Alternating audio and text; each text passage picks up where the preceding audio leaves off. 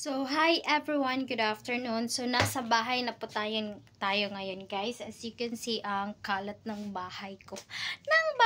Ng bahay namin. So, for today's video, guys, magluluto po tayo ng uulamin natin mamayang gabi.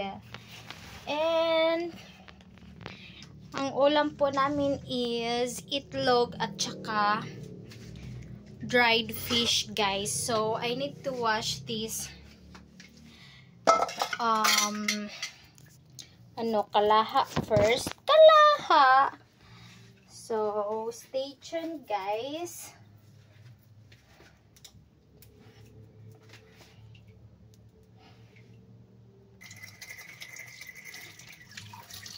So huhugasan ko muna yung kawali natin, guys, and meron po tayong mga konting hugasin dito. Hugasan ko na lang din na ito lahat para wala na tayong maiiwan na hugasin.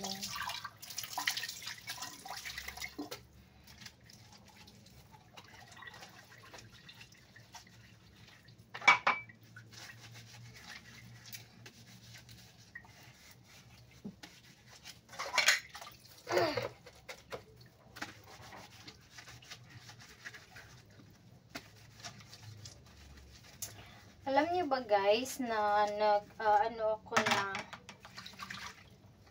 tumataya ako sa luto, guys, and minsan nakakakuha ako ng 3 number, and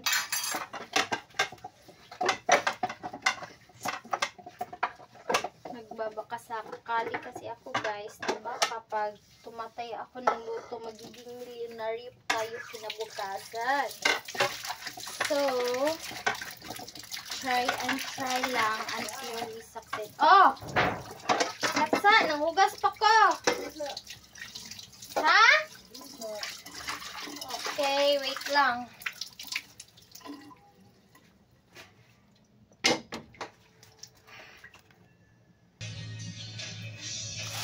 So, ang isudan karon, ang aming uulamin ngayon, guys, is Lucky Me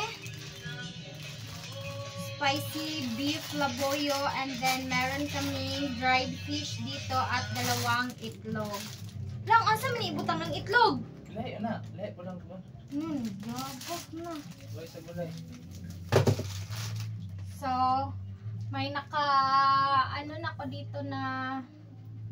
nakasalang na ako dito na 2 kawali, guys, para sa noodles and para sa piprituhin nating egg at saka dried fish. And so for my noodles, guys, wala kasing takip tong mga kawali ko, so ito lang muna yung mangkok ang gagamitin ko. Charis! Mangkok! So for my egg, para sa itlog, meron pala kaming pinya dito, guys. Galing sa office ng pinakamamahal kong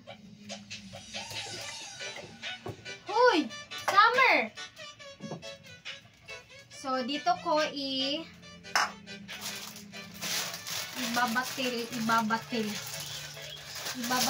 yung 2 itlog, guys, para pirituhin. Ay!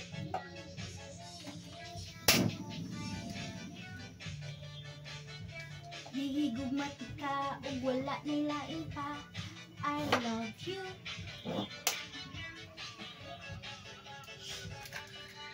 So, ito po ang buhay ng nangungupahan lang, guys. If you are working far from your hometown at nagririnta ka, ganito po yung buhay, guys. So, if nasanay kang pinagluluto ka ng mga magulang mo sa bahay nyo, pag nagsasarili ka guys, pag naging independent ka, matuto kang matuto kang magluto para sa sarili mo. Okay? Para hindi ka mapas mo. Mapas mo. Para hindi ka malipasan ng gutom. So, summer.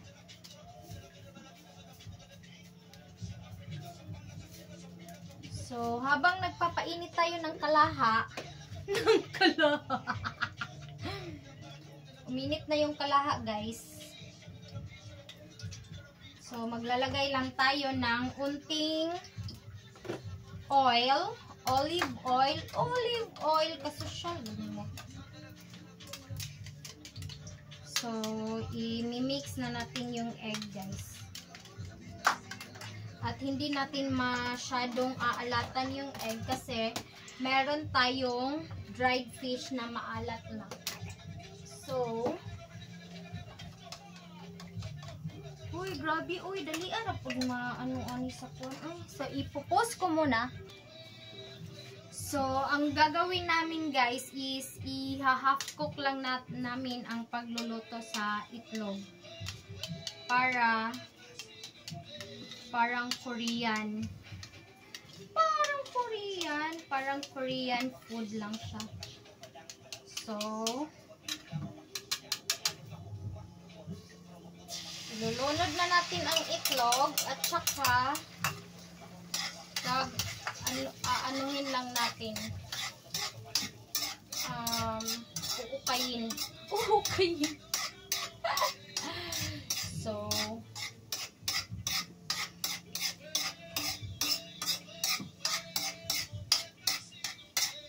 lang, dili na kulutuon kayo ha. So, ganito po yung pagkakaluto ng egg na dapat di ay ingani, di ay ang katungkuan lang.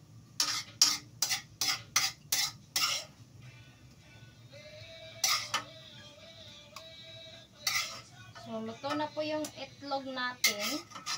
Kasi half cook lang siya guys. Gusto ko kasing matry yung egg na half cook. Yung parang sa Korean movie. So, ito na po yung egg.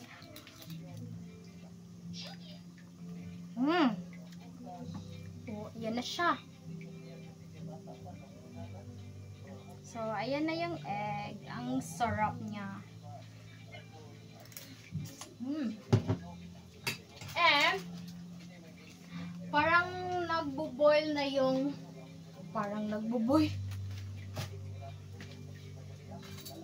kumukulo na ang tubig para sa noodles natin guys. So ilulunod na natin yung noodles, and then at the same time ipapainit naman natin tong isang kawali para sa dried fish na lulutuin natin. And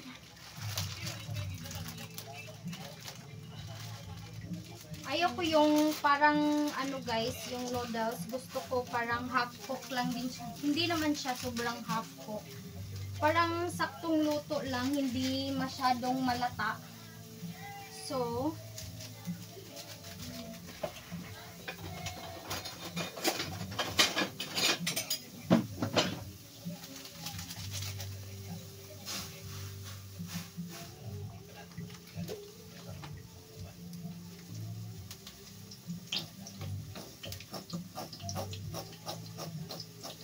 naubos na yung oil namin guys.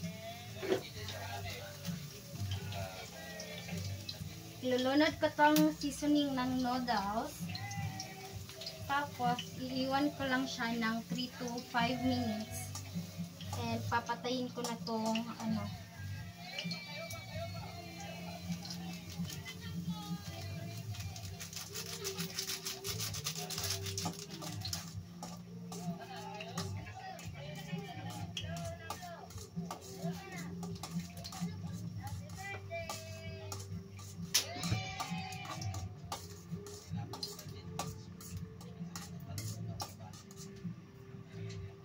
But time is saying, baby, it hurts.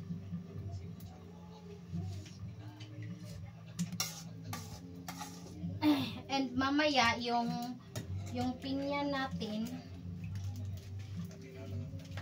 babalatan yan ng pinakamamahal nating guro. So, parang nasubrahan ng tubig yung pagkakalagay ko sa noodles, guys. Lalagyan lang natin ng unting asin. Para magiging maalat siya ng unti.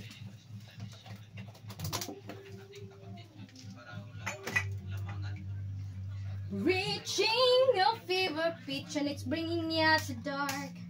Finally, I can see your Christy face. Go ahead and sell me out and I'll lay your shit bare.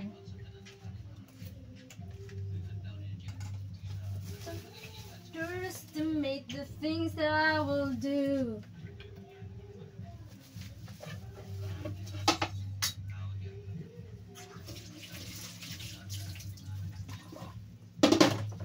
The scars of your soul. Ilulunod na natin ang tatlong dried Ilulunod fish. na.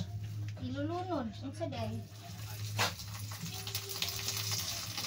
Isasalang. Okay, isasalang na natin ang tatlong dried fish.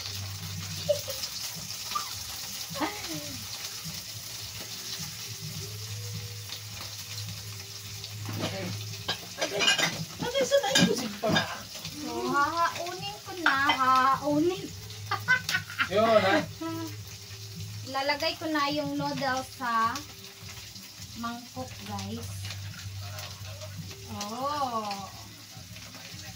That's all. Perfect. So, here's the noodles.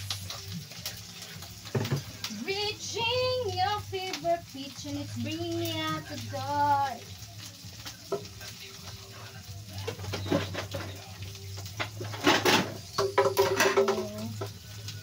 Ang gagawin namin is initon paningkuan lang kanon or di na lang Ha?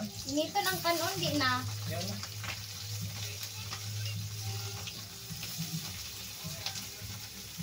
so